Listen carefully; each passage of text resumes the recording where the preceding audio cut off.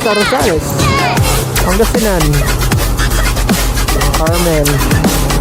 Oh, that's sa City Rosales. God bless. Malapit na tayo. Yung big bike na rin, no? Ay, yun.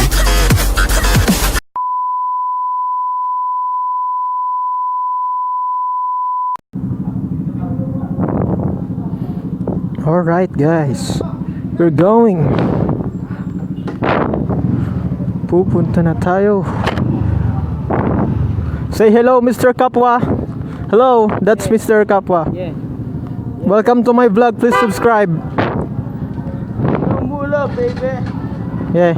Mr. Alcantara, excuse me, please. Hey, feels like you can't hear me, huh? Okay. Busin na niya na yan, o hindi? No, I just installed it. Yeah. It's worth 600 pesos in 168 Ordanera. Okay, I'm going, and I can't speak English anymore. Bye-bye. Kaway naman dyan. Okay. Bye-bye. Yeah. That's the, Lilagan. Idol niya si Motovlog. Hello. Oh yeah, pauwi na tayo. Galing tayo sa ating review and preparation for the board exam.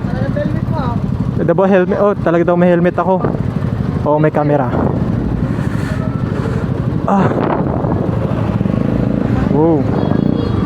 You know, a motorcycle in front of me is also the same with my bike.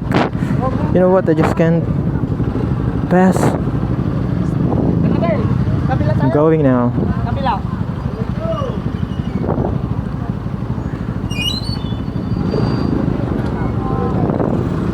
You know what? I think it's sunny now. Oh, God bless.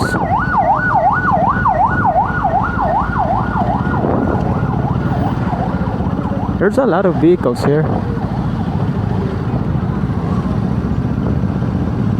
Wow, look at Mr. Lilagan. I'm going. I can do this. I can handle this.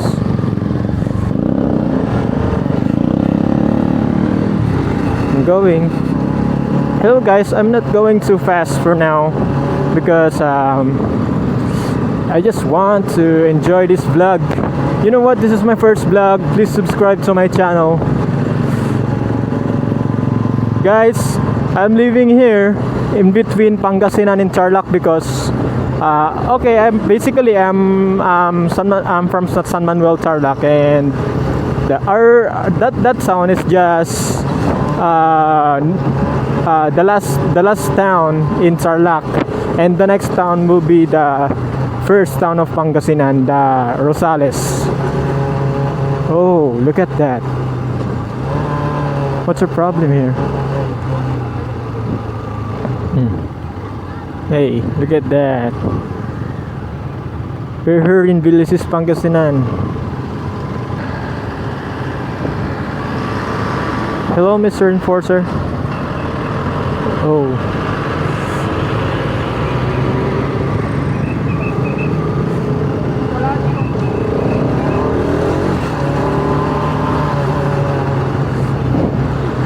Yeah. Please subscribe to my channel, Chris Rom's Motovlog. This town is Villasis, Pangasinan, and the next town will be the Rosales. And after the Rosales, our town, my hometown, San Manuel, Tarlac. And before you don't know, just a trivia, between Villasis and Rosales, there's a gap because there's a bridge. You can easily determine if you're already in Rosales or if you're already in Villasis because there's a bridge in between them. Guys, sorry about the microphone.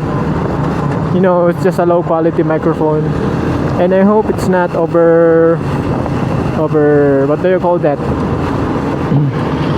Sounds like I'm shouting like that. I don't know. I don't think if you can see. Police. What's the problem here? Okay. That's the police. What happened here? But thanks to my parents for this bike. Anyway guys, this motorcycle is Kawasaki Rouser RS200. Yes, it's just a 200cc, but it's okay. It's okay guys. Based on my experience, no one tried to overtake. I'm the one who's overtaking. Hindi naman sa pagiging mayabang guys, no? Yun lang naman ang na-observe ko. And hindi rin kasi ako sanay magpatakbo ng sobrang bagal. Parang meron akong standard. Hindi naman kaskasero syempre. Ayan, ito na yung sinasabi ko, pagbaba mo ng tulay, nandito ako na sa Rosales, Pangasinan, Carmen. Yan, maraming naguhuli ng walang helmet dito no, nakapang sila. Oops. Oh, come on, I'm hungry. I want Jollibee. Earlier it's sunny, but I think now the rain is coming. Here at SM, we're near. SM is near. SM Rosales. Hey, I just wanna say thank you, JMac86 Motovlog. I'm one of your fan, and I want to be like you. I hope I can also. Oh, that's a City Rosales. Hey. I hope someday I can buy Ninja 400. Yes, at least Ninja 400 2-cylinder bike. The important thing, you can enter inside the you know, expressway. Oh, come on. I don't know why there's a lot of police.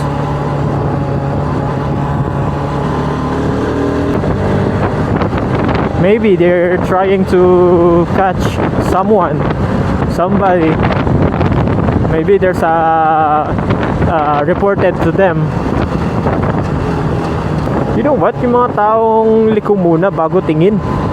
Sila yan eh. Yan ang isang dahilan kung bakit ako napabili ng action camera guys. Yeah, kakabili ko lang to. Wala pa siyang isang linggo. Ay. Gusto ko kasi ng hustisya. You know, footage, evidence.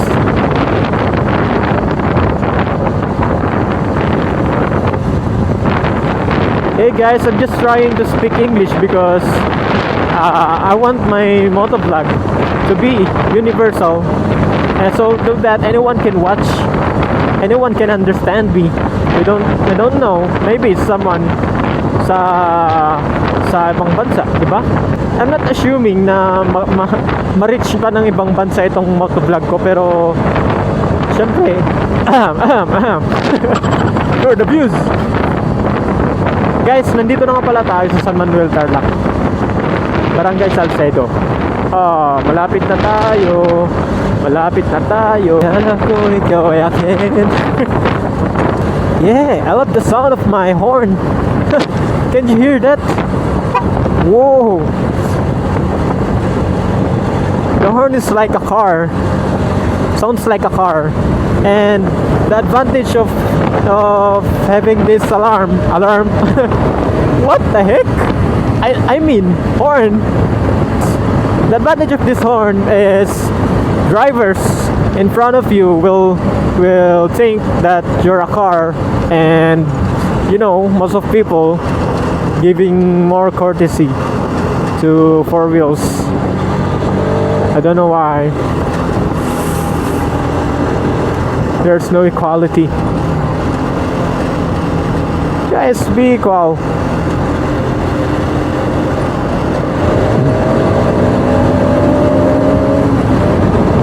Kahit magkaroon ka pa ng Yamaha R6, Yamaha R1, yung mga yun, motor.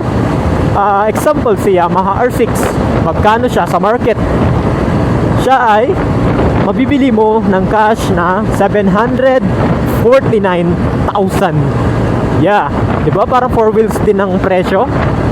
Lalo na si Yamaha R1, 1,099,000. Maraming mga tao nagsasabi magkokotse na lang ako kaysa motor lang mabibili mo sa 1 million.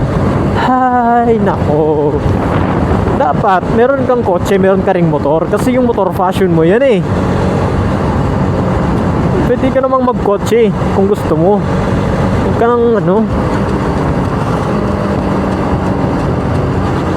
hayaan mo na yung iba, fashion nila yun. Doon sila masaya. Tsaka parehas lang ng unit yan. Kung gaano kalaki yung unit ng kotse, ng 4 wheels, ganun lang din sa motor as long as magka-price sila. At alam nyo ba, sa mga hindi lang nakakaalam, marami na rin nakakaalam nito. Itong motor ko, 200cc. Yung mga motor na 400cc pataas, allowed na sila sa expressway. Alam nyo, expressway, T-Flex, N-Lex, S-Lex, etc. At saka allowed na rin sila mag-parking sa piling mga parking lot ng mga mall. Especially sa SM. Yan, number 1 yan. Ina-allow niya talaga ang mga 400cc up. Hindi na rin sila nauhuli kahit maingay ang tambutso nila dahil understood na yun. Maingay talaga, malaking makina eh. Tapos ano pa ba yung isang advantage nun? 4-cylinder, just like a 4 wheels. But not all 400cc up is 4-cylinder. So if you're planning to buy 400cc up motorcycles, choose the 4-cylinder. But for me, as a beginner, I'll just buy the Ninja 400, which is the 2-cylinder. My bike is 1-cylinder, and mas maganda na rin siguro yung pataas tayo ng pataas. Di ko pa natatry magpatakbo ng mabilis. So kay Ninja 400 na lang muna tayo. Tsaka di naman natin afford. Pag sinerte tayo, pag nagtagumpay tayo sa ating YouTube channel, o sige, R6. Pero sana, di ba? Sana. Guys, nandito na ako. I just need your support. Please subscribe and click that notification bell para makakaabang kayo sa aking mga future contents, future videos. Alright, this is my hometown, San Manuel, Tarlac. And someone is blocking me. Okay, I'm just going to 7-Eleven to remove this cam.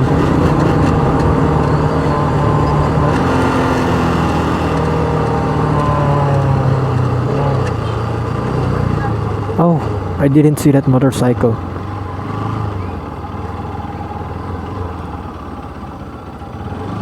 Hey, look at those.